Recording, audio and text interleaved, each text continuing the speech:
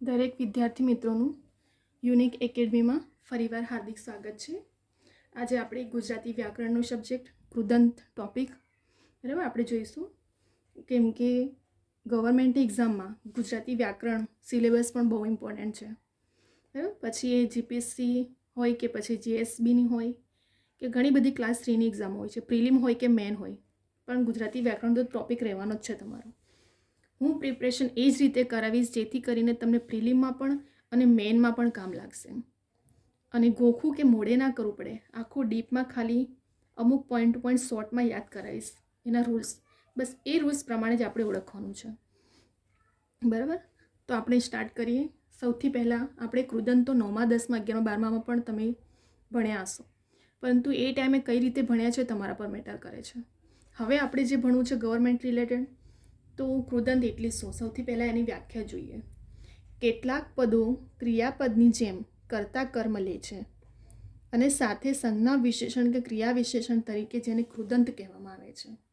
બરાબર, paper setter કદાચ ફેરવે વ્યાખ્યા મૂકી દેશે તમને કે કેટલાક પદો ક્રિયાપદની જેમ કર્મ લે અને સંજ્ઞા વિશેષણ તરીકે હોય, તો તેને શું કહેવામાં આવે છે? તો નીચે તમને 4 ઓપ્શન આપી દેશે, કૃદંત, સમાસ, અલંકાર, એવી રીતે. તો પછી તમને ખબર હોવું જોઈએ કે તેને કૃદંત કહેવામાં આવે છે. આપણે તો પ્રિપરેશન એવી જ રીતે કરવાનું છે. આપણે પણ પેપર સેટર માઇન્ડ દોડાવે, આપણે દોડાવવાનું કે આમથી આમ ફેરવે કે આમથી આમ ફેરવે, કન્ફ્યુઝન કરવા માટે. તો આપણે પ્રિપરેશન પણ એવી જ હોવી જોઈએ, કેમ કે લાસ્ટ યરના ઘણા પેપરમાં પણ આવું કર્યું છે, વ્યાખ્યા તરીકે પૂછીને ઓપ્શન મૂક્યું છે. બરાબર, ચલો હવે આપણે કૃદંતના પ્રકાર જોઈએ. સૌથી પહેલાં વર્તમાન કૃદંત જોઈએ. હજી પણ બીજા પ્રકાર છે, પણ આપણે સ્ટેપ બાય સ્ટેપ જશું. વર્તમાન કૃદંત એટલે શું? કોઈ પણ કાળની ચાલુ અવસ્થા, નામ જ છે વર્તમાન. બરાબર, તો એની અવસ્થા કેવી હોવાની? ચાલુ કાળની જ હોવાની છે. હવે આપણે આટલા બધા જે મેં તમને એક્ઝામ્પલ આપીને સમજાવ્યું છે ને, ઘણા સ્ટુડન્ટ આવું મોડે કરવા બેસે છે, આ એમપી મળી જાય ને આ અંતે એ બધું કરતા હોય છે. આપણે કશું જરૂર નથી. આપણે તો ફક્ત આ પ્રત્યય બસ આટલી જરૂર છે યાદ કરવાની. એની સિવાય કશું ઓળખવાની જરૂર નથી કે મોડે કરવાની જરૂર નથી. હવે મેં સ્ટાર્ટ કરું છું, ધ્યાન આપજો. વર્તમાન કૃદંતમાં ખાલી ત, તો, તું, તા, તા, બસ આટલા પ્રત્યય આવતા હોય ને, એના પરથી તમને તરત ઓળખી જશો કે વર્તમાન કૃદંત છે. ખાલી આટલું જ પ્રત્યય, આને સિવાય કશું બહારનું આપણે વર્તમાન કૃદંતમાં મોડે નથી કરવાનું કે ગોખવાનું નથી.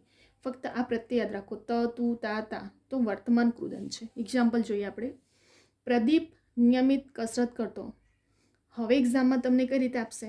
આ સેન્ટેન્સ આપશે આખું કે પ્રદીપ નિયમિત કસરત કરતો, અંડરલાઈન આપ્યું કરતા નીચે, તો તમને ઓપ્શનમાં આપશે કે નીચેમાંથી કયો કૃદંત છે. આ કૃદંતને ઓળખો અને કયો કૃદંત છે, તો વર્તમાન, સાદું, ભૂત કૃદંત એવી રીતે આપશે. તો કરતો, તો કોનામાં આવ્યો? વર્તમાન કૃદંતમાં આવ્યું. ફટાફટ ઓળખાઈ ગયું. જો તો આવ્યો છે લાસ્ટમાં, તો છે, તો એ કયો કૃદંત છે? વર્તમાન કૃદંત છે. બરાબર, બીજો જોઈએ એક્ઝામ્પલ.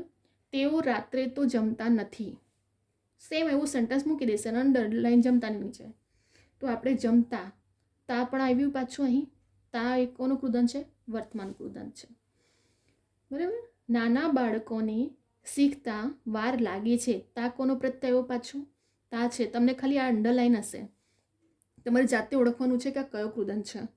તો શીખતા, તા પાછળ પ્રત્યય છે, તો તા એ કોનો પ્રત્યય છે? વર્તમાન કૃદંતનો. બરાબર, બીજાને કેદ કરવા માટે એક મનુષ્ય સાંકળ ઘડતો હતો.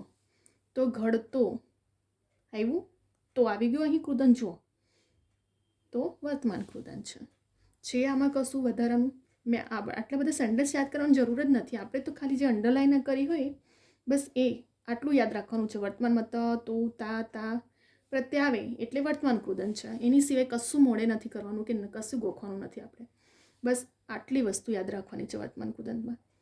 આ દરેક શબ્દની પાછળ જો આ પ્રત્યય આવ્યા છે, તો, તા, તા, તો, તું, તા, તા, એની સિવાય કશું નથી. તો વર્તમાન કૃદંતને આપણે ઓળખવું હોય તો બસ આટલા પ્રત્યય યાદ રાખજો, એની સિવાય કશું યાદ નથી રાખવાનું આપણે.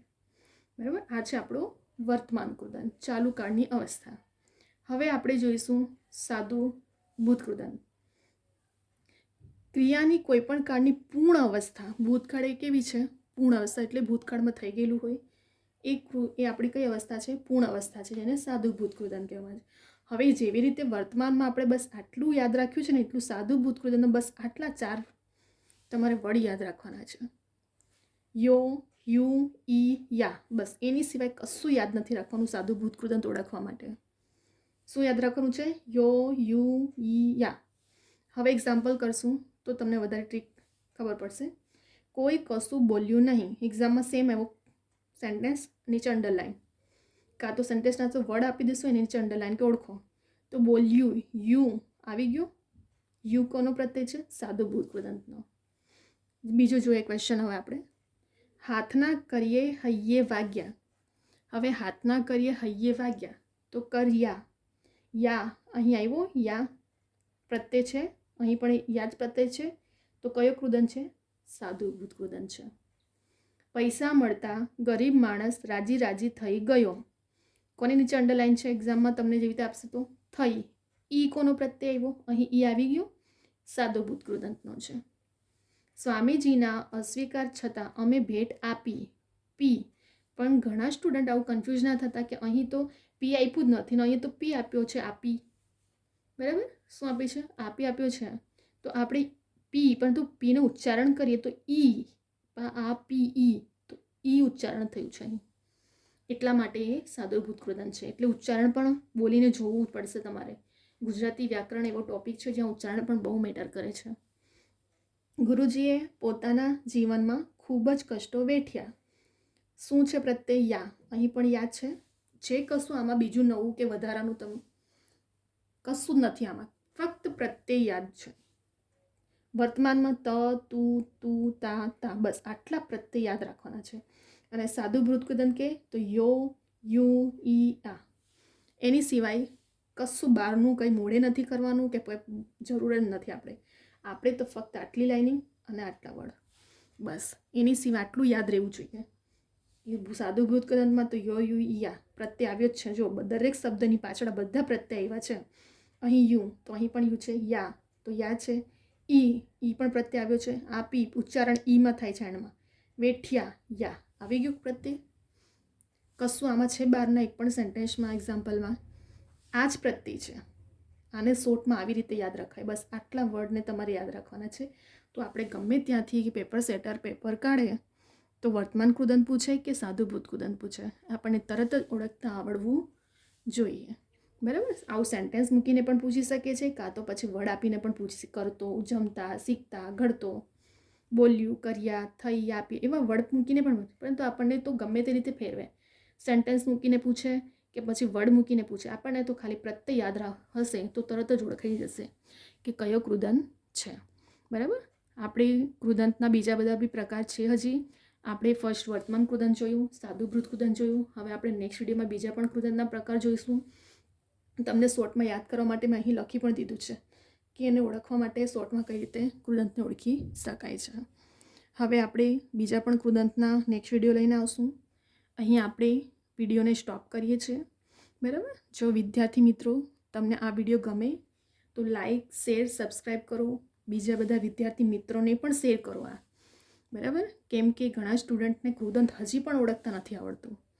અને પેપરમાં મેરિટમાં આવું છે ને ગવર્મેન્ટ જોબમાં, તો એક માર્ક્સ પણ બહુ ઇમ્પોર્ટન્ટ છે. પછી એ સમાસનો હોય, અલંકારનો હોય, છંદનો હોય કે કૃદંતનો હોય, દરેક એક માર્ક્સનો તો હોય જ છે. જે સ્ટુડન્ટે એક્ઝામ આપી છે એમને એક્સપિરિયન્સ છે ને, જે ન્યૂ છે ને એ લાસ્ટ એના પેપર જોજો. દરેક વ્યાકરણના ટોપિકમાં છે જ આ. તો આપણા માટે તો મેરિટમાં છે ને એક માર્ક્સ પણ બહુ ઇમ્પોર્ટન્ટ થઈ જાય છે. એક માર્ક્સ માટે રહી જાય છે સ્ટુડન્ટો. તો આપણે પ્રિપરેશન પણ હું એવી રીતે કરાવીશ કે જેથી કરીને તમને પ્રિલીમાં પણ કામ લાગે અને મેઇનમાં પણ આ કામ લાગશે. બરાબર, આપણે બે ડબલ મહેનત ના કરવી પડે. એક મેટરમાં, એક વિડીયોમાં તમે શોર્ટમાં કઈ રીતે ઓળખી શકો છો. પેપર સેટર ગમે તે રીતે ફેરવીને પણ પૂછે તો તમે આને કેવી રીતે ઓળખો છો, એટલા માટે મેં શોર્ટમાં પણ અહીં તમને મેન્શન કર્યું છે. બરાબર, તો હવે આપણે નેક્સ્ટ વિડીયો લઈને આવશું. અહીં આપણે વિડીયોને સ્ટોપ કરીએ છીએ. જે રીતે મેં તમને કીધું કે સ્ક્રીનશોટ લેવું હોય તો સ્ક્રીનશોટ લઈ લેજો. અધરવાઇઝ નોટબુક બનાવી લો, જેમાં કરીને દરેક પોઈન્ટ આવી રીતે લખશો ને ઉદાહરણ સાથે, તો તમને એક્ઝામના દિવસે ફક્ત રિવિઝન કરવાનું રહેશે. બરાબર, રિવિઝન હશે, પ્રેક્ટિસ હશે તો એ ટાઈમે ફટાફટ મેળ પડી જશે તમને. બરાબર, અહીં આપણે વિડીયોને સ્ટોપ કરીએ છીએ. બરાબર, સ્ક્રીનશોટ લઈને તમે પ્રિપરેશન કરી શકો છો.